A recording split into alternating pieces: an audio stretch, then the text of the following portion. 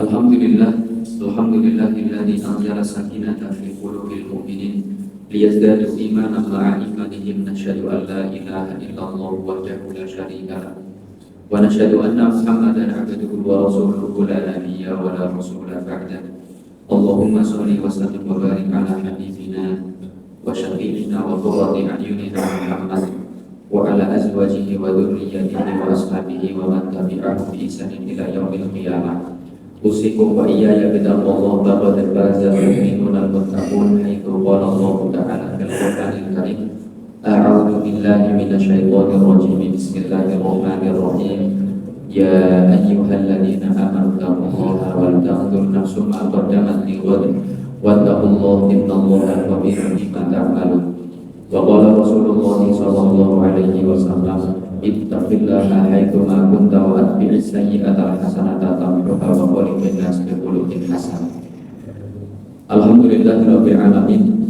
Sebuah kalimat yang senantiasa kita ucapkan sebagai bentuk syukur kita kepada Allah Subhanahu wa taala atas setiap kenikmatan yang telah Allah berikan kepada kita, setiap karunia yang sudah Allah berikan kepada kita, yang semua itu wajib untuk kita syukuri, wajib untuk kita pergunakan untuk menggapai serta meraih ridho Allah Subhanahu wa taala.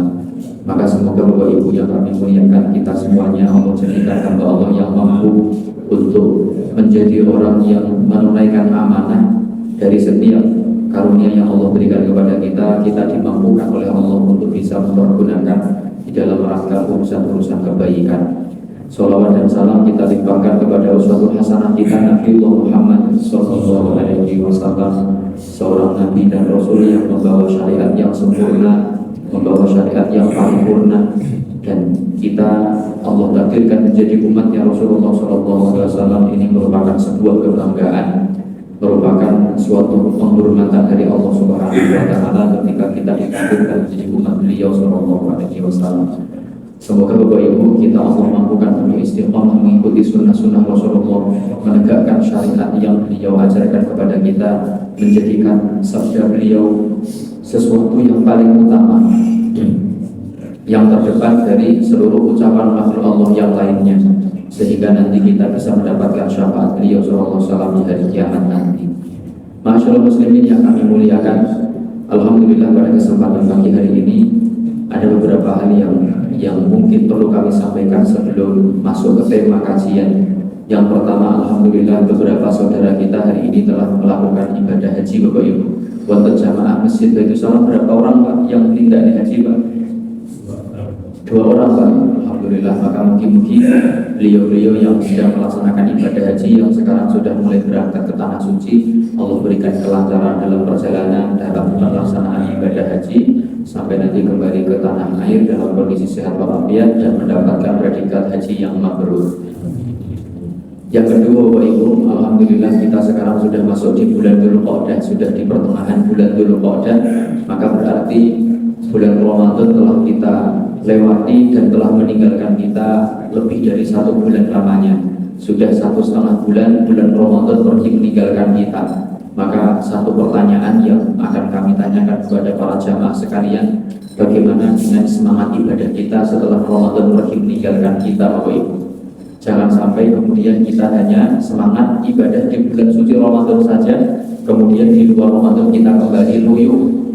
Karena memang Allah menjadikan Ramadan sebagai suatu bulan untuk kita berlatih, meningkatkan kualitas amal ibadah kita, meningkatkan kuantitasnya serta kualitasnya, tetapi tidak berhenti dengan meninggalkan bulan suci Ramadan, tidak terhenti dengan berakhirnya bulan suci Ramadan, tetapi yang diharapkan oleh agama ini, yang seharusnya kita lakukan adalah kita memiliki peningkatan kualitas iman dan takwa selepas bulan Ramadan pergi meninggalkan kita.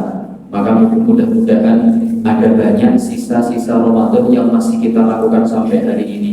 Kalau di bulan Ramadan kemarin kita melaksanakan ibadah begitu semangatnya, kalau bulan Ramadan kemarin kita bisa ngaji membaca Quran sehari 1-2 juz misalkan, maka semoga di bulan-bulan setelah Ramadan seperti ini masih tersisa bertahan semangat itu. Paling tidak kalau di Ramadan kita bisa menghatamkan Quran sebulan 3 kali Pak. Paling tidak di bulan selain Ramadan kita bisa menghatamkan Quran 1 bulan 1 kali. Dan sebetulnya ada sebuah hadis yang Rasulullah sampaikan kepada kita yang menjadi batasan minimal seorang muslim untuk menghatamkan Al-Quran.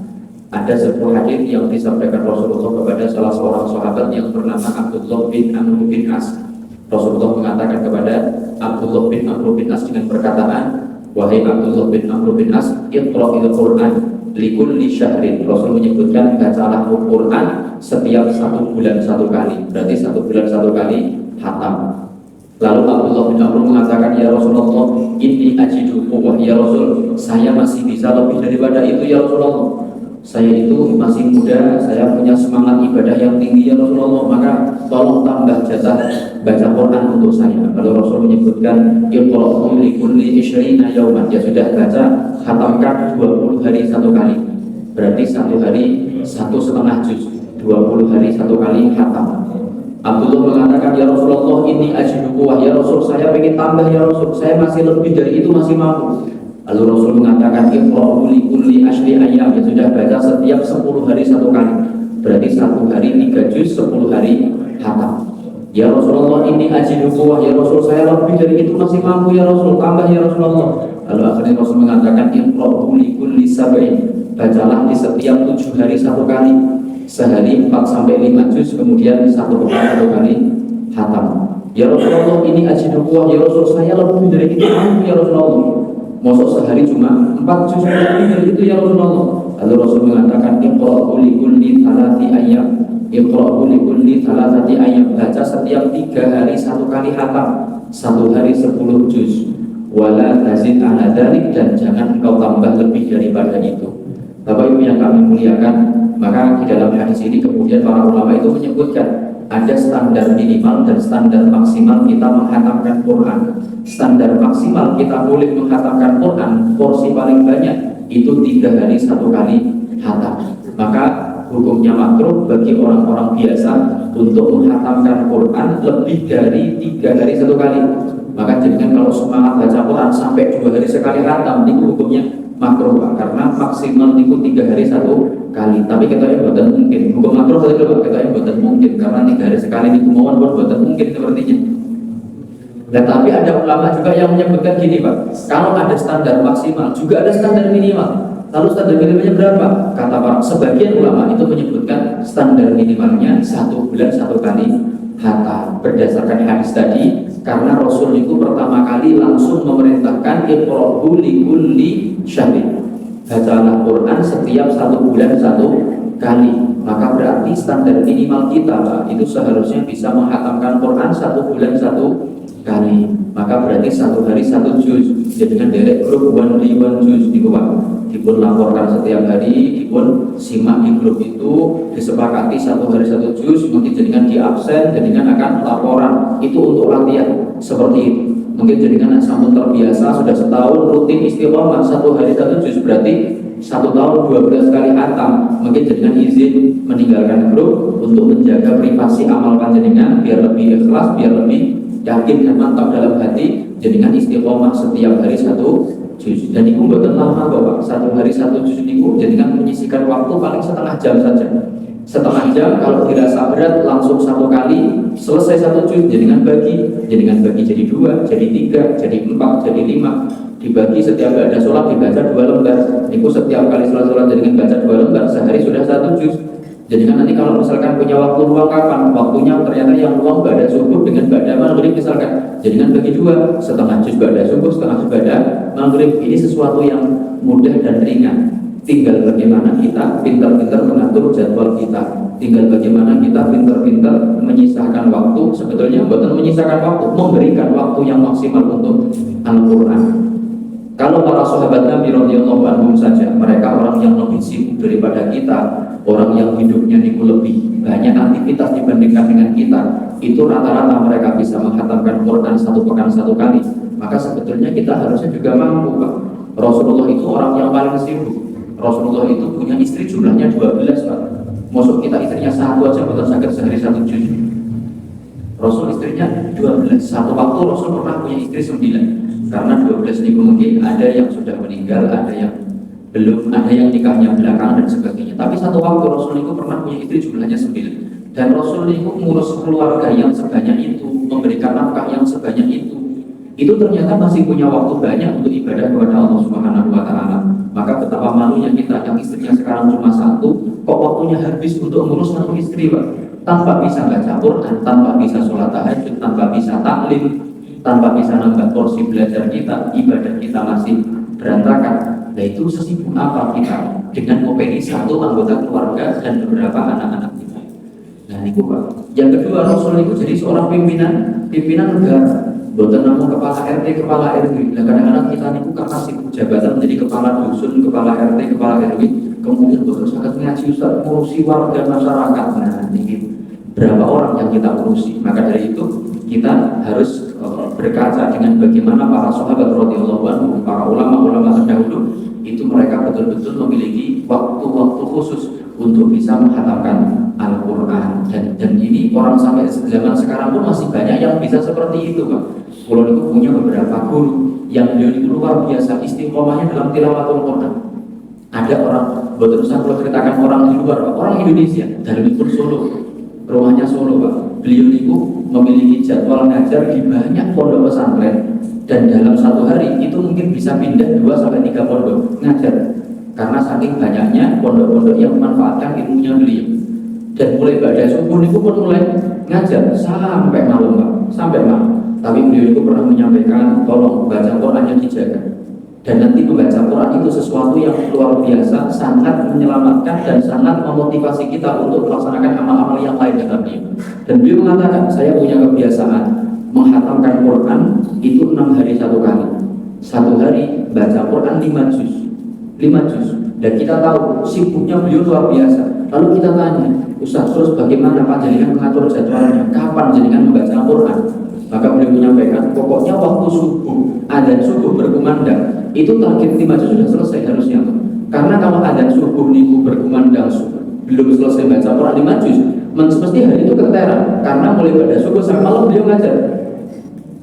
Dan terus kalau pas betul-betul sampai sibuk, terus bagaimana Ustaz? Beliau mengatakan ini. Beliau punya sistem tabungan atau hutang tilawah Quran. Jadi misalkan besok beliau punya rencana untuk safar. Yang namanya safar itu 24 jam sibuk. Maka beliau tidak mungkin bisa baca Quran besok. Maka beliau nabung, Pak. Hari ini baca 10 juz.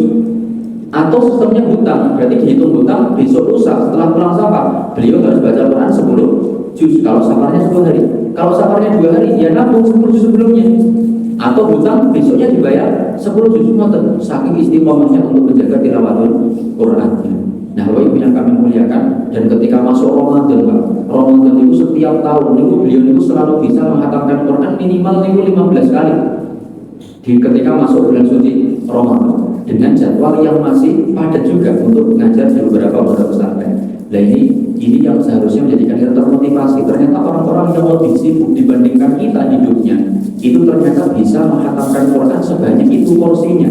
Ini kan berarti ketika kita tidak mampu, ini harus kita tanya dalam hati kita, yang menjadikan kita tidak bisa hatam Quran sepekan sekali atau minimal sebulan sekali, itu kita tidak punya waktu atau tidak punya kemauan, tidak punya waktu atau kita tidak bisa ngatur waktu.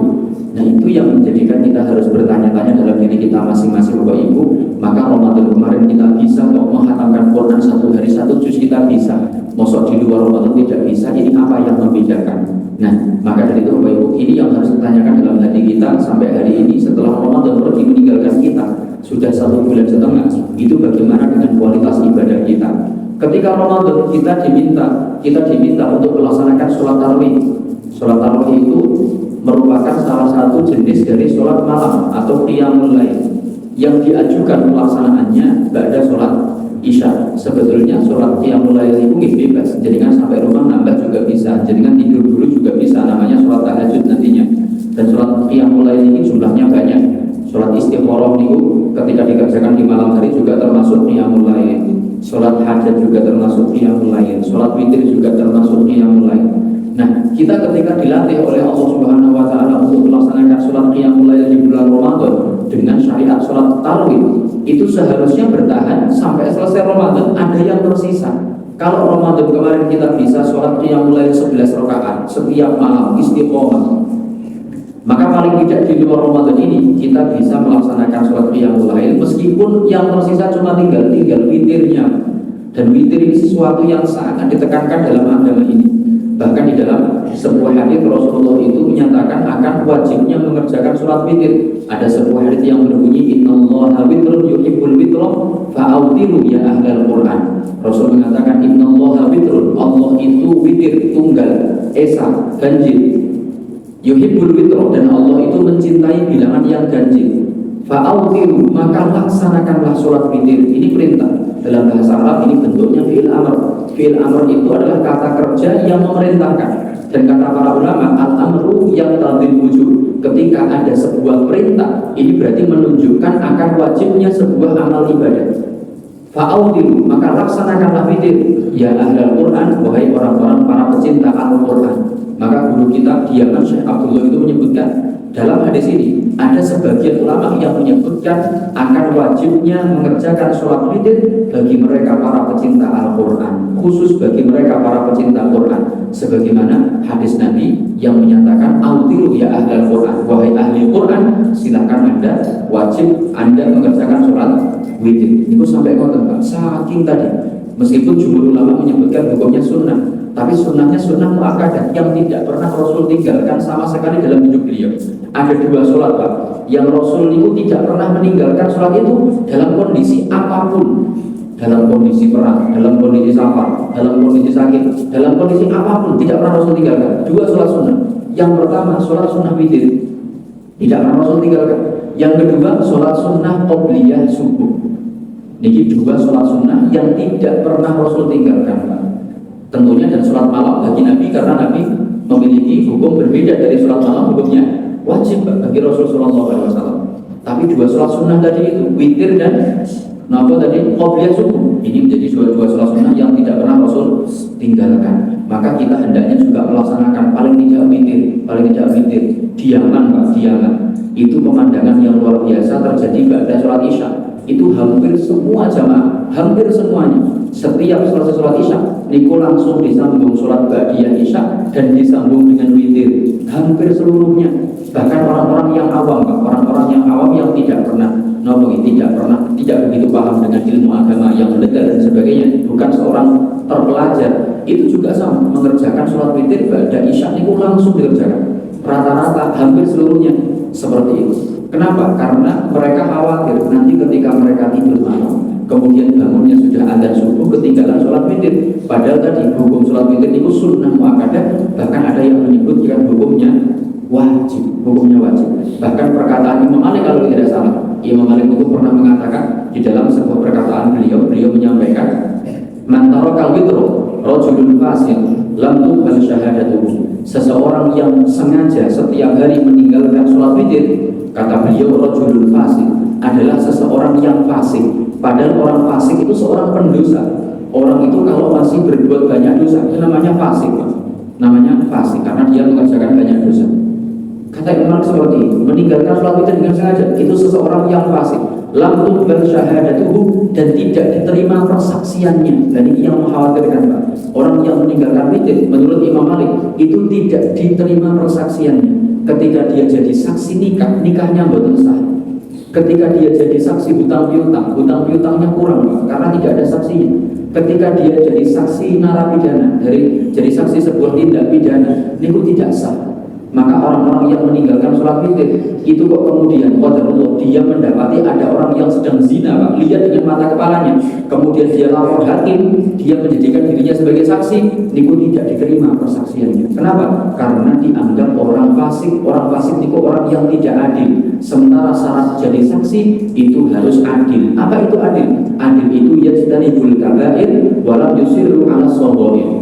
Orang yang dikatakan adil dalam agama Islam itu adalah orang yang mereka itu meninggalkan seluruh dosa besar dan tidak melanjutkan dosa-dosa kecil.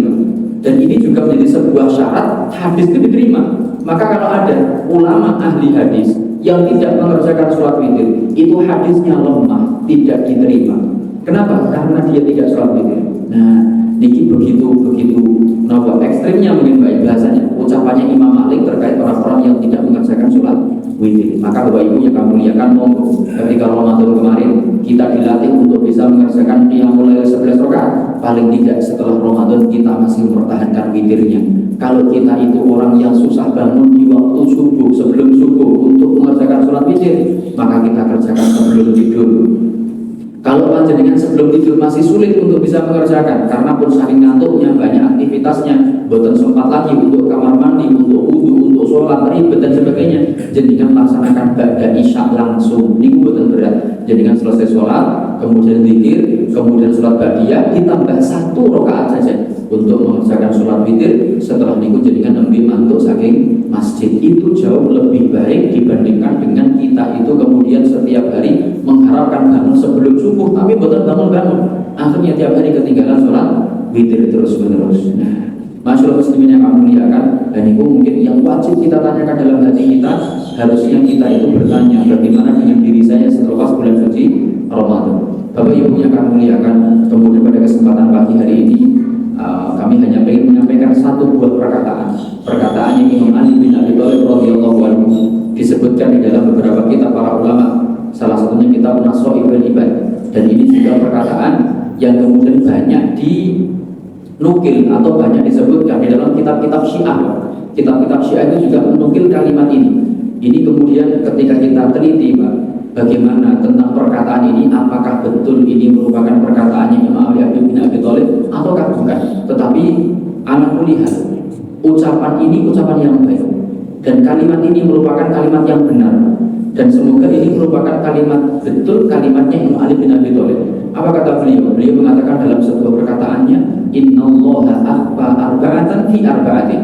Sesungguhnya Allah menyembunyikan 4 hal dari 4 hal. Allah menyembunyikan 4 rahasia dari 4 perbuatan. Maka ini merupakan rahasia Allah Subhanahu wa Ta'ala yang tidak ada seorang pun yang tahu. Dan kita harus menjaga 4 perbuatan ini. Siapa tahu ini bertepatan dengan rahasianya Allah tadi. Apa maksudnya? Yang pertama kata Imam Ali bin Abi Thalib, beliau menyampaikan, Innallaha akhfa ridhahu fi ta'atihi fala tastasghiranna syai'an min ta'atihi farubama wafaqa ridhahu wa anta la ta'lam. Beliau menyampaikan, Innallaha, sesungguhnya Allah Subhanahu wa Ta'ala, akhfa ridhahu, Allah itu menyembunyikan, merahasiakan keridhaan Allah Subhanahu wa Ta'ala fi ta'atihi, di dalam amal ketaatan kepada Allah Subhanahu wa Ta'ala. Artinya kita tidak pernah tahu amal ketaatan mana yang di situ tersimpan ridho Allah Subhanahu wa Ta'ala dan menjadikan Allah ridho kepada kita. Fala tastasghiranna syai'an, maka jangan pernah kita meremehkan sesuatu apapun dari amal ketaatan sekecil apapun itu. Farubama wafaqa ridho wa anta la ta'lam. Siapa tahu bisa jadi amal yang kita sepelekan, amal yang kita remehkan, amal yang kecil tadi itu ternyata malah menepati ridhonya Allah, bertepatan dengan ridhonya Allah. Wa anta la ta'lam, sementara kita adalah orang yang tidak mengetahui. Bapak Ibu, jadi amal ibadah yang kita kerjakan niku ampun pilih-pilih, Pak. Apapun ada peluang kebaikan kita laksanakan. Mungkin suatu amal itu tampak kecil, tampak tidak bernilai, tampak remeh, tetapi mungkin justru amalan yang remeh itu menjadikan Allah ridho kepada kita. Maka dalam sebuah hadits niku Rasulullah sampai menyebutkan ada banyak di antara kaum muslimin yang ketika di padang mahsyar nanti mereka sudah khawatir sekali dengan dosa-dosa yang mereka kerjakan. Ternyata kemudian Allah itu menyimpan ridhonya di balik sebuah amal yang tidak disangka-sangka menjadikan Allah ridho. Maka ada seorang muslim yang nanti akan Allah bangkitkan di padang mahsyar, lalu kemudian Allah hadirkan pahala niku sebesar gunung besar. Sampai orang ini merasa kaget, ya Allah, ini amal apa ya Allah? Saya itu di dunia dulu tidak pernah punya amal yang besar. Saya tidak pernah melakukan ibadah yang luar biasa besar. Lalu ini amalan apa ya Allah? Maka Allah kemudian mengatakan, wahai fulan, apakah engkau lupa? Engkau dulu pernah melaksanakan sebuah sedekah dengan sedekah yang kecil. Ya Allah, itu kan sedekah yang sangat kecil. Kenapa kok balasannya sebesar ini? Apa kata Allah? Ya fulan, sedekah yang kecil itu aku jaga, aku pelihara, aku kembangkan sampai akhirnya sebesar ini. Dan ini adalah amal sedekah yang kau miliki, yang belum kau sia-siakan, yang belum kau remehkan, yang belum kau tidak menyangka. Maka dari kisah ini Rasulullah menyebutkan hadis yang sangat masyhur. Rasul mengatakan ittaqun nar walau bisyiqqit tamr. Wahai kaum muslimin, jagalah diri kalian dari panasnya api neraka meskipun hanya menggunakan setengah butir kurma. Ini motivasi sedekah yang luar biasa. Karena mungkin setengah butir kurma yang kita sedekahkan, mungkin kalau di Indonesia mungkin uang 10.000 yang kita masukkan ke kotak infak, uang 2.000 yang kita masukkan ke kotak-kotak amal, itu sesuatu yang kita remehkan. Tetapi bisa jadi justru uang-uang yang kecil, yang remeh seperti itu menjadikan Allah ridho kepada kita, Pak. Kenapa? Karena amal-amal yang kecil itu rata-rata justru aman dari sifat riya, aman dari sifat sombong. Amal kecil itu kita merasa amal itu tidak ada sesuatu yang bisa kita sombongkan. Misalkan kita donasi 1 miliar, itu kadang-kadang meskipun mungkin tidak semuanya, kadang-kadang dalam hati itu ada perasaan, Masya Allah, ini saya ikut donasi 1 miliar, alangkah besarnya amal itu, alangkah luar biasanya. Kadang-kadang didokumentasi, ketika didokumentasi muncul perasaan ria, ketika kemudian diupload oleh orang lain, foto kita terpampang di situ, ada orang menyebutkan kalimat Masya Allah, si bapak fulan, si ibu fulana menyumbangkan hartanya sekian ratus juta untuk pondok kami, itu muncul perasaan tidak nyaman dalam hati, muncul perasaan ingin dipuji dan sebagainya. Kadang-kadang malah seperti itu. Tapi amal-amal yang kecil, yang uang cuma 2.000, uang cuma 5.000, kita masukkan kotak infak, itu tidak mungkin kita mengharapkan pujian dengan uang sekecil itu.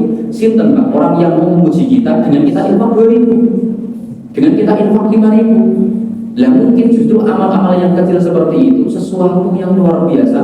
Allah ridhoi, Allah cintai karena terjaga, karena ikhlas, dijadikan sebuah amal yang luar biasa besar di mata Allah Subhanahu wa taala. Ya meskipun amal yang besar dan ikhlas itu jauh lebih baik dibandingkan dengan amal kecil yang tidak ikhlas, amal kecil tidak ikhlas.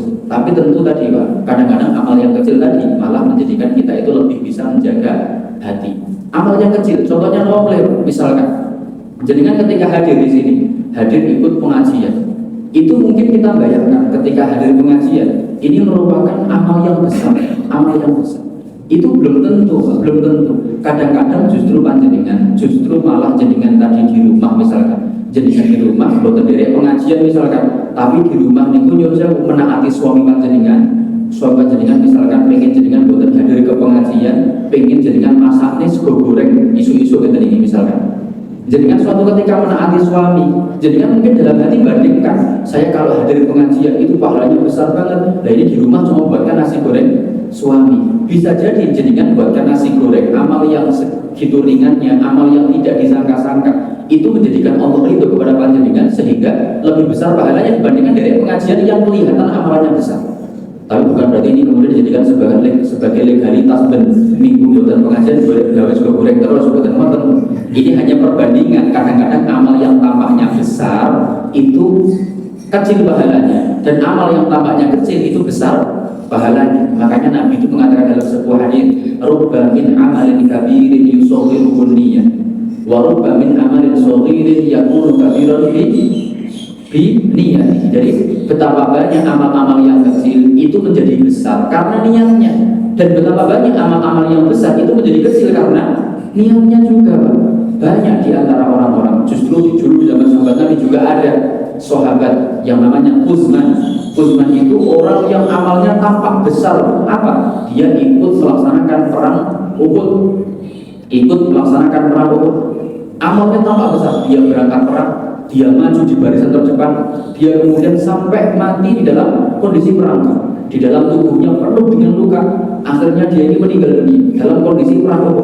Maka para sahabat radhiyallahu anhum yang tahu jenazahnya Utsman itu saking menyaksikan, saking banyaknya luka yang dialami, saking menderitanya dia sebelum mati, itu kemudian menyampaikan ke Rasulullah, ya Rasulullah, bahagia sekali nih Utsman ya Rasulullah. Bahagia kenapa? Dia pasti masuk surga ya Rasulullah. Dia tadi perang dengan semangat, maju ke barisan terdepan, menghabiskan banyak sekali orang-orang kafir Quraisy, sampai akhirnya dia terbunuh dalam kondisi fisabilillah. Apa kata Rasulullah? Tidak, dia termasuk penghuni neraka. Dia termasuk penghuni neraka. Ternyata apa Pak yang terjadi, Pak? Ternyata betul, ada seorang sahabat yang menyaksikan akhir-akhir matinya si Utsman ini. Utsman dalam kondisi penuh luka tubuhnya, dia dalam kondisi sekarat. dia belum mati, itu ternyata ada seorang sahabat menyaksikan dia itu mengambil sebilah pisau lalu menusukkan sendiri ke jantungnya, Pak. Bunuh diri di detik-detik terakhir sebelum dia mati. Lalu akhirnya Rasul menyebutkan, kenapa kok dia sanggup buat seperti itu? Rasul sebutkan, ternyata Utsman ini adalah seorang Ansor yang kemudian dia itu memiliki hati yang salah niatnya. Dia berangkat perang bukan ingin mendapatkan jihad, bukan ingin mendapatkan kebaikan, bukan ingin syahid, tetapi dia perang karena dia ingin dipanggil oleh kaumnya seorang yang pemberani, sehingga amal yang tampak besar, bahkan mungkin banyak orang yang husnudzon kepada seseorang tersebut, itu kadang-kadang tidak menjadikan orang itu mendapatkan predikat yang baik di mata Allah Subhanahu wa Ta'ala. Tapi ada seorang sahabat Nabi, ini tabi'in kalau tidak salah, namanya Ali Zainal Abidin radhiyallahu anhu, merupakan cucunya Ali bin Abi Thalib radhiyallahu anhu. Seseorang yang banyak dicaci oleh orang-orang Madinah, padahal ini keturunannya Nabi, ahli baitnya Nabi. Kenapa banyak orang yang mencaci? Karena Ali Zainal Abidin ini orang yang dikenal pelit, orang kaya tapi pelit, cucunya Nabi, cicitnya Nabi, tapi kok pelit. Akhirnya sampai suatu ketika wafatlah seseorang tabi'in yang namanya Ali Zainal Abidin tadi itu. Itu ketika beliau wafat, lalu beliau dimandikan, itu seluruh orang yang mandikan merasa kaget semuanya. Kenapa kaget? Karena ketika dibuka bajunya, di kedua pundaknya ini ngapal, bekas warna hitam ngapal, tebal, kulitnya menebal. Apa yang dilakukan selama hidup? Ternyata beliau adalah orang yang setiap hari, setiap malam, seumur hidupnya itu selalu memanggul gandum diberikan kepada depan setiap pintu rumah-rumah orang yang fakir miskin. Maka di zaman beliau itu ada terkenal orang misterius setiap malam membagikan sesak gandum kepada orang-orang yang membutuhkan setiap malam. Tidak ada yang tahu siapa orangnya, tidak ada yang tahu siapa yang memberikan. Gak ada yang tahu. Lah tahunya ketika beliau wafat, beliau seumur hidup itu banyak mendapatkan cacian karena dianggap orang yang sangat pelit. Ternyata beliau orang yang paling dermawan, setiap malam membagikan gandum karena saking takutnya amalnya diketahui banyak orang. Beliau tidak menyuruh pelayannya, beliau sendiri yang memangkul gandum keliling kota Madinah diberikan kepada setiap orang yang membutuhkan. Ya ada orang yang seperti itu, kadang-kadang dianggap orang buruk, tapi ternyata beliau orang yang istimewa di mata Allah Subhanahu wa Ta'ala. Maka Bapak Ibu yang kami muliakan, jangan melihat sebuah amal itu dari besar atau kecilnya amal tersebut, tapi kita lihatkan setiap amal itu untuk zat yang maha kuasa, maha perkasa, zat yang bisa melipat gandakan amal. Maka sekecil apapun sesuatu yang kita berikan untuk agama ini, insya Allah tidak akan pernah Allah dolimi kita dengan tidak Allah anggap. Innallaha la yadhlimun nasa syai'an walakinnan nasa anfusahum yadhlimun. Allah tidak pernah sekalipun mendolimi hamba. Ketika hamba itu mengerjakan sebuah kesalahan, Allah Maha tahu. Dan ketika seorang hamba itu melaksanakan sebuah amal kebaikan sekecil apapun itu, Allah juga Maha tahu.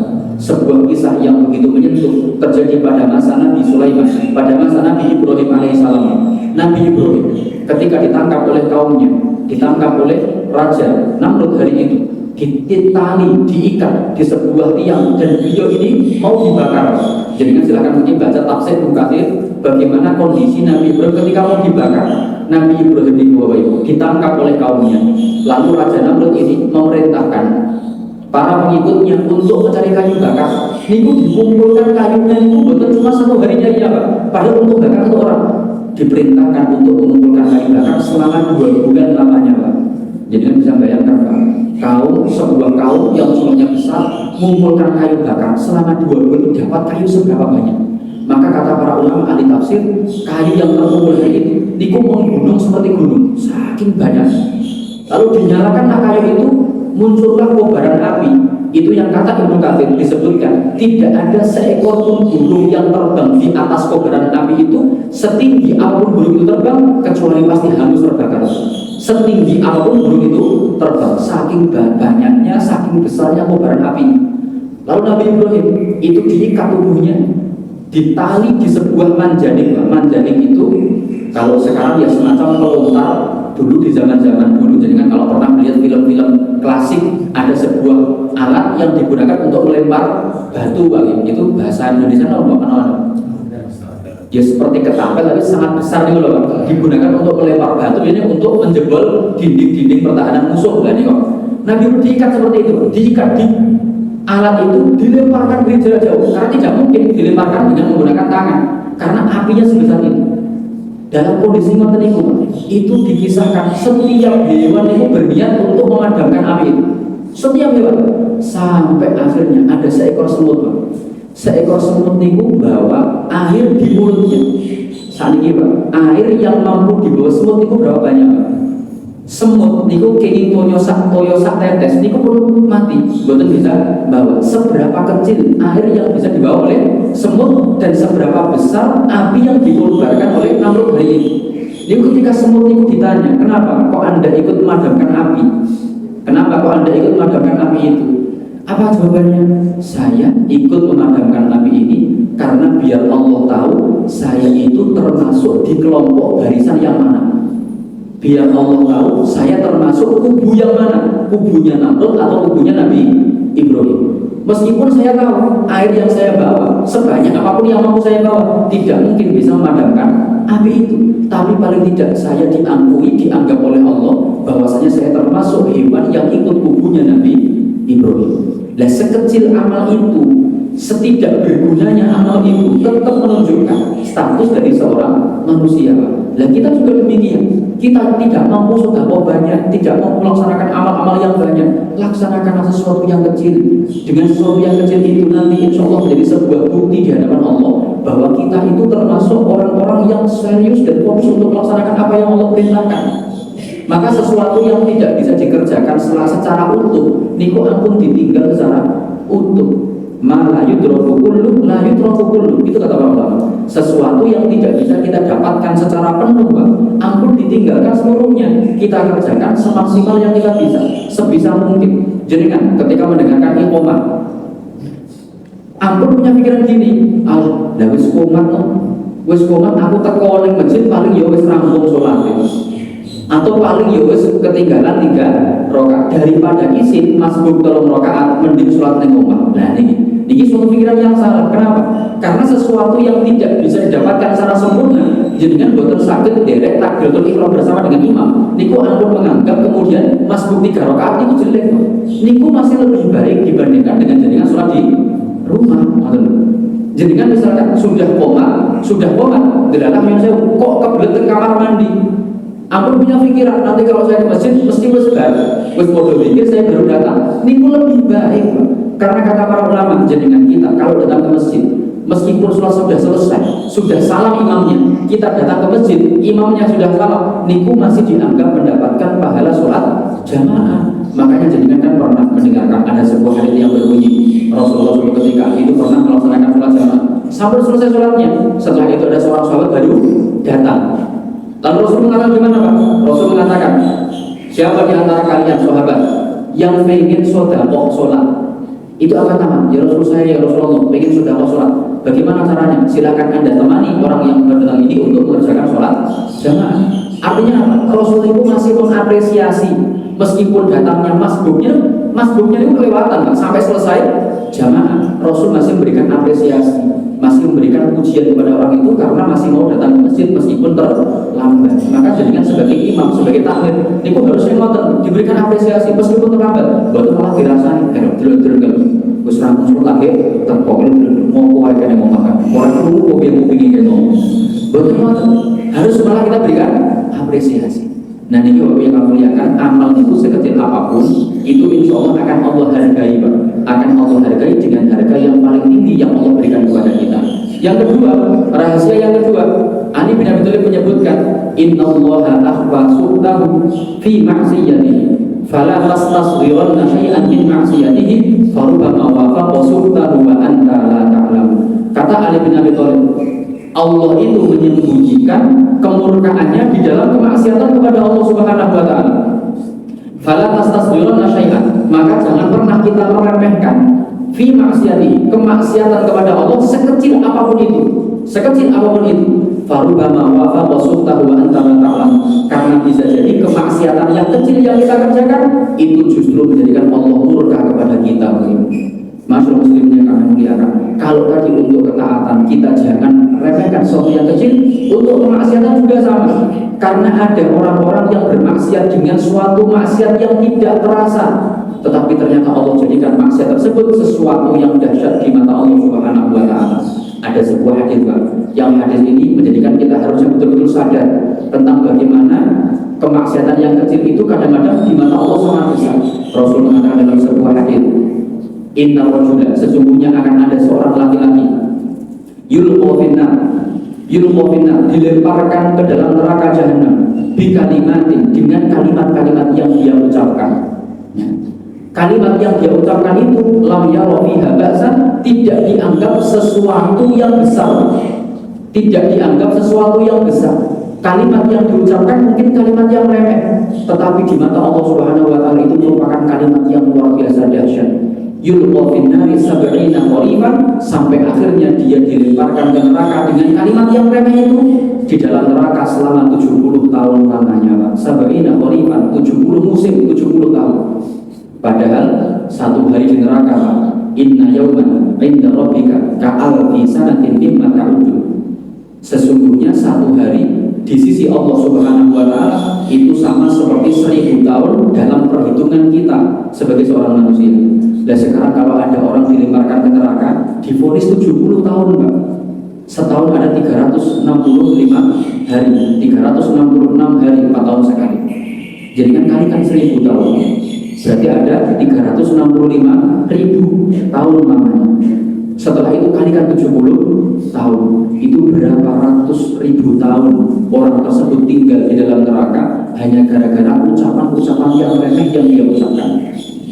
Maka di dalam banyak kitab disebutkan oleh Imam Ghazali rahimahullah ta'ala, beliau menyebutkan ada sebuah kisah bagaimana kisah tersebut ada 2 orang saudara yang mereka hidup dalam satu waktu. Ini kisah di zaman Bani Israel. Lalu 2 orang saudara itu, Pak, sang kakak itu adalah orang yang ahli maksiat, setiap hari maksiat terus-menerus. Sementara sang adik itu orang yang ahli taat, tapi keduanya ini seorang muslim, sama-sama muslim. Bedanya yang satu ini fasik, kakaknya ini fasik, tiap hari maksiat, tidak mengerjakan perintahnya Allah, tiap hari maksiat. Yang adik itu taat beribadah, setiap hari doa, setiap hari sholat, setiap hari ibadah terus-menerus. Sang adik ini sepanjang waktu itu selalu mengingatkan kepada kakaknya, kakakku, ayo kita taat ibadah, ayo kita ibadah, tinggalkan kemaksiatan, kerjakan kebaikan, terus. Tapi kakaknya itu tidak pernah menggubris apa yang disampaikan adiknya, terus berjalan.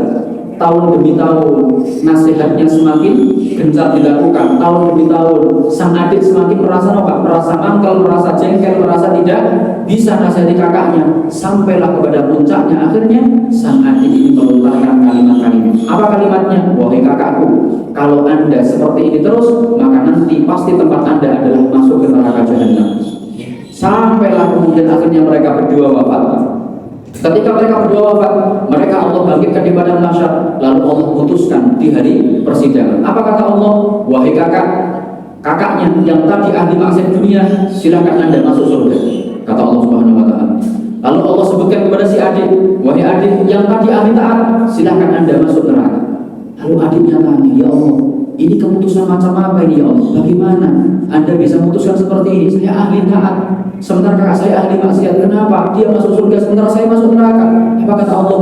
Wahai fulan, tidakkah engkau ingat dulu, engkau pernah mengucapkan kepada kakakmu, engkau memastikan dia masuk ke neraka? Bagaimana mungkin engkau bertindak sebagai sesuatu yang mirip denganmu? Hanya aku yang pantas, hanya aku yang bisa memastikan orang itu tempatnya di neraka atau di surga. Bagaimana mungkin engkau mewakili pekerjaanmu? Engkau katakan dia di neraka, engkau pastikan. Siapa yang menyangka? Siapa yang tahu? Maka akhirnya dengan perkataan yang segitu remehnya, akhirnya sang adik tadi masuk dalam neraka hanya gara-gara dia memastikan kakaknya pasti masuk neraka. Dari sekian ibadahnya semuanya Allah gugurkan. Allah masukkan dia ke neraka dengan ucapan yang dia ucapkan, dan kakaknya dengan rahmatnya Allah Subhanahu wa Ta'ala diampuni seluruh dosanya, dimasukkan dalam surganya Allah Subhanahu wa Ta'ala. Bapak Ibu yang kami muliakan, segitu remehnya amal perbuatan kemaksiatan yang dilakukan oleh seorang manusia, itu kadang-kadang menjadikan Allah tidak ridho, Allah murka, dan menjadikan Allah masukkan ke dalam neraka jahanam. Masyaallah muslimin yang kami muliakan, maka kemaksiatan kita yang kecil itu ampun dipun lanjutkan, karena memang tadi sesuatu maksiat yang kita kerjakan itu ampun dilihat dari besar atau kecilnya kemaksiatan itu, tetapi kita lihat kepada siapa kita bermaksiat.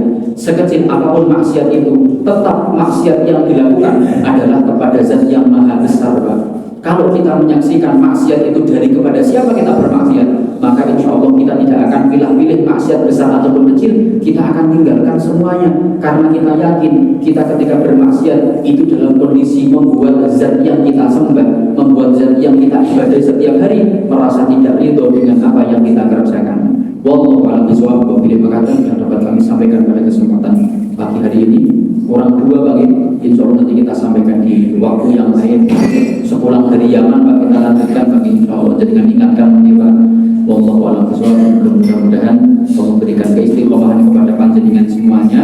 Mungkin insya Allah kalau berangkat setelah musim haji, insya Allah mungkin di bulan Juni pertengahan, insya Allah seperti itu. Begitu kontennya kami menanyakan, kami persilakan.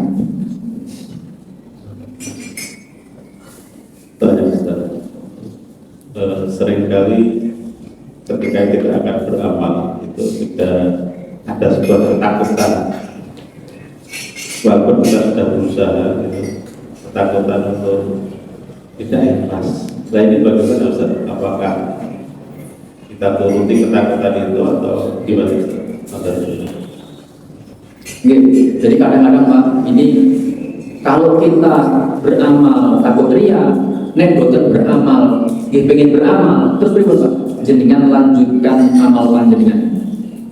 Jenengan lanjutkan, karena ada perkataan ulama yang berbunyi tarkul amali li ajlin nasi ria atau syirkun. Jadi meninggalkan sebuah amal gara-gara khawatir itu juga termasuk ria, itu juga termasuk kesyirikan. Kenapa? Karena kita beramal itu seharusnya kan diniatkan ikhlas kepada Allah Subhanahu wa Ta'ala. Kok kita itu sampai meninggalkan sebuah amal gara-gara manusia? Itu berarti seakan-akan kita menjadikan manusia itu alasan kita beramal atau alasan kita tidak beramal. Harusnya yang menjadikan kita itu beramal atau tidak itu Allah Subhanahu wa Ta'ala. Misalkan Allah perintahkan kita sholat, kita melaksanakan sholat karena Allah. Allah perintahkan kita meninggalkan zina, kita tidak mengamalkan perbuatan itu karena juga Allah Subhanahu wa Ta'ala. Dan sekarang kok ada manusia yang dia meninggalkan sebuah perbuatan, padahal Allah perintahkan kita mengerjakan perbuatan itu, dia meninggalkan gara-gara takut kepada manusia, takut riya kepada manusia. Dan itu juga merupakan perbuatan riya itu sendiri atau perbuatan syirik. Maka tarkul amali li ajlin nasi syirkun, meninggalkan sebuah amal gara-gara manusia itu sebuah kesyirikan, karena berarti kita menggadaikan tujuan amal dari pelaksanaan atau meninggalkan amal. Karena perintah isinya dua, Pak.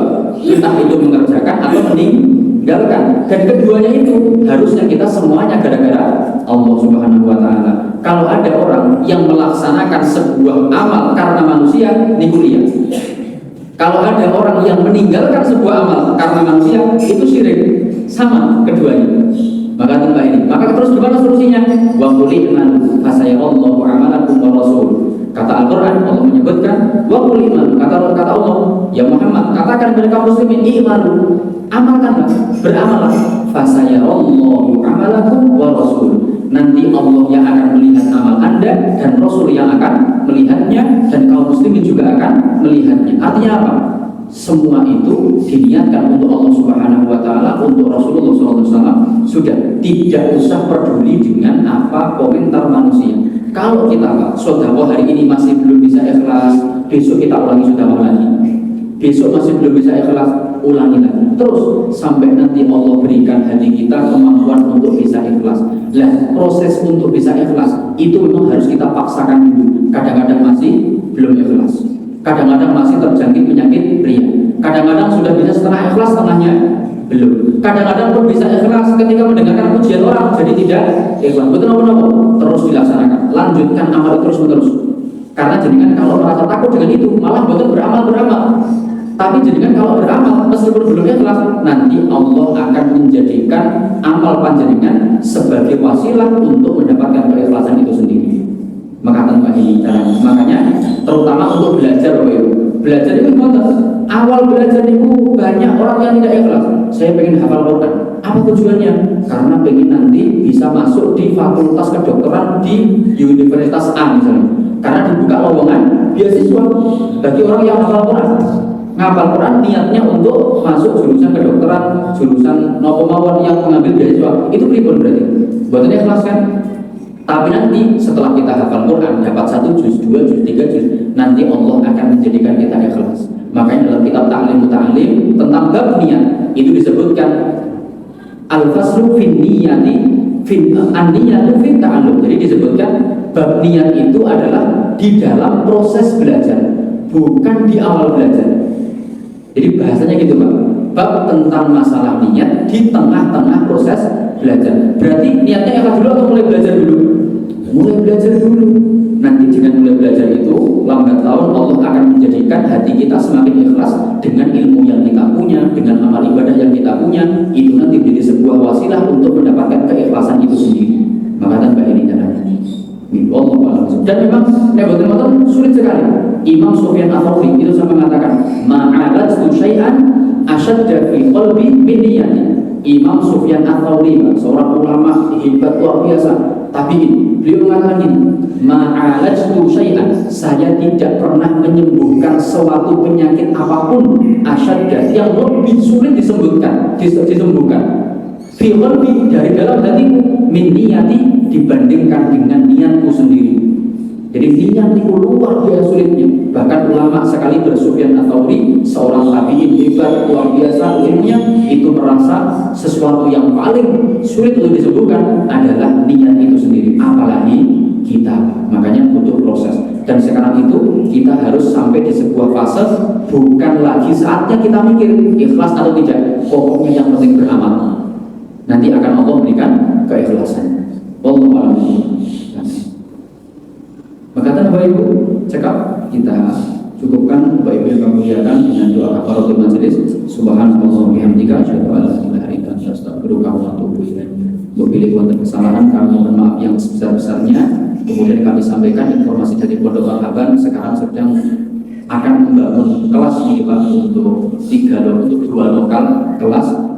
Nanti apabila panjenengan ada yang ingin ikut andil dalam memberikan bantuan donasi berupa wakaf, nanti sampai menghubungi pulau atau menghubungi Pak Hedi atau Tamir Masjid, nanti insya Allah biar segera terrealisasi dibangun insya Allah mulai di bulan ini. Target nopo dan donasi itu 300 juta Pak. Alhamdulillah sekarang sudah mencapai 150-an juta kurang lebih. Dan apabila ada di antara panjenengan yang ingin ikut andil, kami persilahkan. Wallahu a'lam bishawab. Wassalamualaikum warahmatullahi wabarakatuh.